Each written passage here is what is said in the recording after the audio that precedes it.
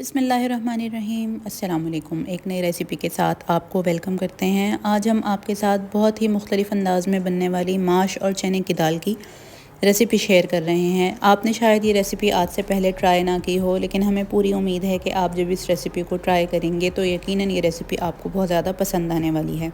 कम मिर्च मसालों से बनकर तैयार होगी और इसका टेस्ट इंतहाई लजीज़ होगा।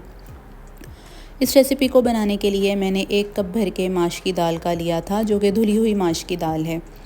साथ ही 1/4 कप मैंने इसमें चने की दाल का मिक्स किया है। मतलब ये 1/2 कप दाल बन जाएगी टोटल। 1/4 कप इसमें चने की दाल है और 1 कप इसमें माश की दाल है। इन दोनों दालों को पानी डालकर अच्छे तरीके से धो देंगे और फिर 2 से ढाई घंटे के लिए इसको भिगो देंगे। मतलब ये दाल भीग जाएगी तो फिर हम इसको पकाने का प्रोसेस करेंगे। अगर आप हमारे चैनल पर नए हैं तो ये रेसिपी देखते हुए हमारे चैनल को सब्सक्राइब कर दें और इंस्टाग्राम फेसबुक पर भी हमको फॉलो कर लें। तकरीबन 2-2.5 घंटे गुजरने के बाद मैंने दाल का पानी फेंक दिया था और फिर एक पतीली में ये दोनों भीगी हुई दालें डाल दी थी। अब इसमें 1 चाय का चम्मच भर के मैंने इसमें ज़ीरा शामिल किया है। साथ ही साथ हस्बे ज़ायक़ा नमक इसमें शामिल कर देंगे और 1 चाय का चम्मच भर के ही मैंने इसमें लाल मिर्च का शामिल किया है। इस स्टेज पर हमें इसमें मिर्चें ज़्यादा शामिल नहीं करनी, क्योंकि हम बाद में तड़के में भी इसमें मिर्चें शामिल करेंगे। 1 खाने का चम्मच मैंने इसमें लहसुन अदरक का पेस्ट शामिल कर दिया है। मेरे पास ये फ्रीज़ हुआ हुआ पेस्ट है, आप चाहें तो ताज़ा या फ्रीज़ कोई भी इस्तेमाल कर सकते हैं। ये 1 खाने का चम्मच है।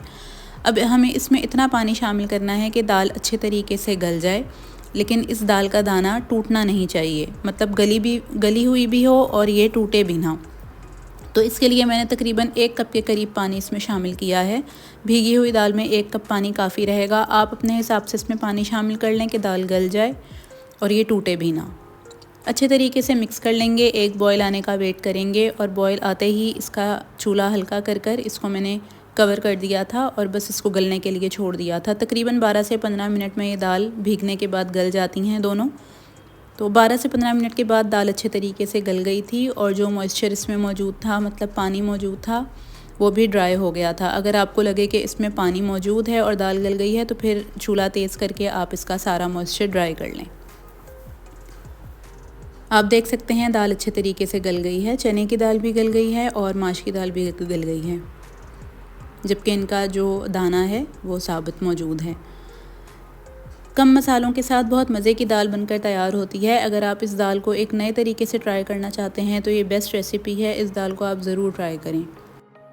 दाल गल जाए और इसका पानी खुश्क हो जाए तो इसमें 1 चाय का चम्मच पिसा हुआ गरम मसाला शामिल किया है और 1 चाय का चम्मच ही मैंने इसमें पिसी हुई काली मिर्च का शामिल किया है।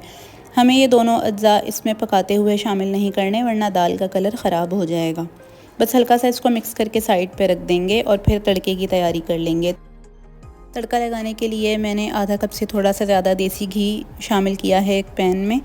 इसमें घी का इस्तेमाल होता है और घी का फ्लेवर बहुत अच्छा लगता है इस दाल में। अब मैंने एक छोटे साइज़ का प्याज लिया था और उसको बारीक स्लाइसिस में काट लिया था। प्याज हल्का सा सॉफ्ट होना शुरू होगा तो यहाँ मैंने इसमें अदरक शामिल कर ली है। एक बड़ा टुकड़ा अदरक का लिया था और उसको इस तरीके से लंबाई में कट कर लिया था। साथ ही 3 से 4 मैंने इसमें लाल मिर्चों का इस्तेमाल किया है। साबुत लाल मिर्चें, इनको कैंची या छुरी की मदद से आप 3 से 4 पीसेस में डिवाइड कर दें और ये भी मोटी मोटी काट के इसमें शामिल कर दें। साथ ही 3 से 4 हरी मिर्चें ली थीं, जिसमें से 2 हरी मिर्चें मैंने बारीक काट के शामिल की हैं और 2 हरी मिर्चों को मैंने बीच से स्लिट करके थोड़ा साइज़ में ज़रा बड़ा रखा है। इन तमाम अज्जा के साथ इसको अच्छे तरीके से इतना फ्राई करना है कि प्याज गोल्डन ब्राउन हो जाए। जब प्याज हल्के से सॉफ़्ट होना शुरू होंगे तो हमें इसमें बाकी के अज्जा शामिल करने हैं, यानी अदरक, हरी मिर्च और लाल मिर्च जो है वो हमें बाद में शामिल करनी है, ताकि वो ओवर फ्राई ना हो और उसका टेस्ट ख़राब ना हो, बल्कि जितनी देर में प्याज गोल्डन फ्राई हो इसका भी टेस्ट अच्छे से इस घी में निकल आए। ये तड़का इस दाल का जो है वो लाजमी जुज़ है, इसके बग़ैर इस दाल का कोई मज़ा नहीं है। तो आप इन तमाम लवाज़मात के साथ इस दाल को तड़का लगाइएगा। यकीनन ये दाल आपको बहुत पसंद आने वाली है। यहाँ प्याज गोल्डन ब्राउन होना शुरू हो गए हैं तो मैंने दाल को हल्का सा मिक्स करके एक डिश में निकाल लिया था और ये तड़का हम उसके ऊपर शामिल कर देंगे दाल पे।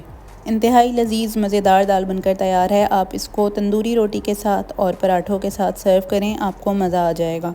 अल्लाह ताला हमारे और आपके रिज़्क़ में बरकत अता फ़रमाए। एक नई रेसिपी के साथ मिलेंगे, तब तक के लिए अल्लाह हाफ़िज़।